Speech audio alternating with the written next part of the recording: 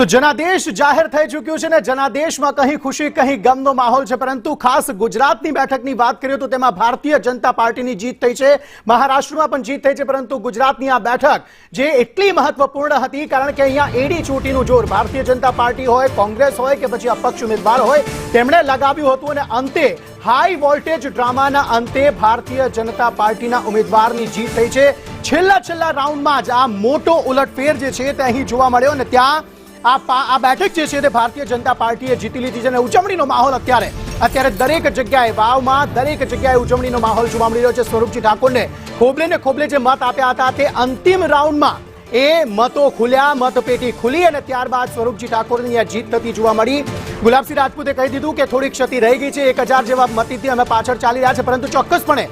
जो जीता वही सिकंदर, भले एक वोट थी पण केम ना जीत्या होय, जीत्या तो छे ज अने भारतीय जनता पार्टी अरखावानी ચોક્કસપણે જરૂર, कारण के एडी ચોટીનું જોર અહીંયા आपने जणावવાનું રહેશે કે કાર્યકર્તાઓથી માંડીને મુખ્યમંત્રી સુધી તમામ જે નેતાઓ છે તે વાવ બેઠક પર ગયા હતા પ્રચાર પ્રસાર માટે। अलग अलग समाजना लोको साथे बैठको करी हती, सम्मेलनो कर्या हता अने ए बाहेधरी आपवामां आवी हती के वाव बेठकमां विकासनी राजनीति साथे भारतीय जनता पार्टीनो उम्मीदवार सारू काम करशे, कारण के 7 वर्षथी आ बेठक कोंग्रेसना फाळे हती ने कोंग्रेसना फाळेथी आंचकवा माटे एडी ચોટીનું જોર भारतीय जनता पार्टीए लगाव्युं हतुं ने ए उत्साहनो माहोल अत्यारे जोवा मळी रह्यो छे वावमां, ज्यारे भारतीय जनता पार्टीए आ बेठक जीती लीधी छे।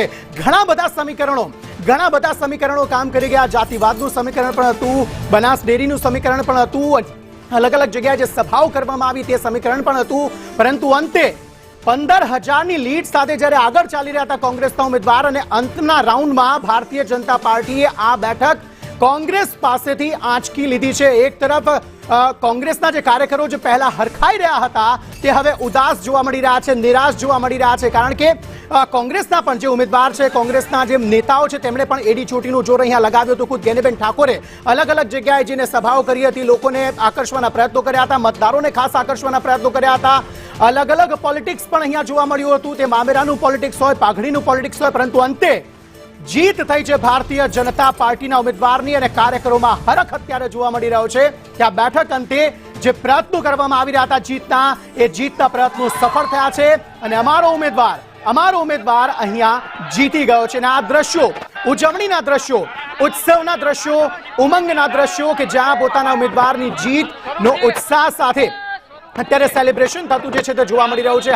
ફૂલ હાર પહેરાવવામાં આવી રહ્યા છે અને જીતના વધામણા કરવામાં આવી રહ્યા છે વાવ બેઠક પર। આ બેઠક એટલા માટે મહત્વપૂર્ણ હતી કારણ કે એક તરફ કોંગ્રેસના ઉમેદવારની આ બેઠક હતી, જેમના જે સાંસદ બન્યા ત્યારબાદ તે આ બેઠક ખાલી પડી હતી અને કોંગ્રેસે એડી ચોટીનું જોર ચોક્કસપણે અહીંયા લગાવ્યું હતું કે આ બેઠક પોતે અંકે કરી લે, પરંતુ તેમાં તેમને નિષ્ફળતા મળી છે નાના માર્જિનથી પણ, પરંતુ ભારતીય જનતા પાર્ટીના ઉમેદવાર સ્વરૂપજી ઠાકોર અહીંયા જીતી ગયા છે, જીત નોંધાવી દીધી છે અને લોકોમાં ભારે ઉત્સાહનો માહોલ અત્યારે ઉજવણીના દ્રશ્યો ભારતીય જનતા પાર્ટીના કાર્યકર્તાઓ, નેતાઓમાં જોવા મળી રહ્યો છે। એક તરફ મહારાષ્ટ્ર પણ મળ્યું છે, બીજી તરફ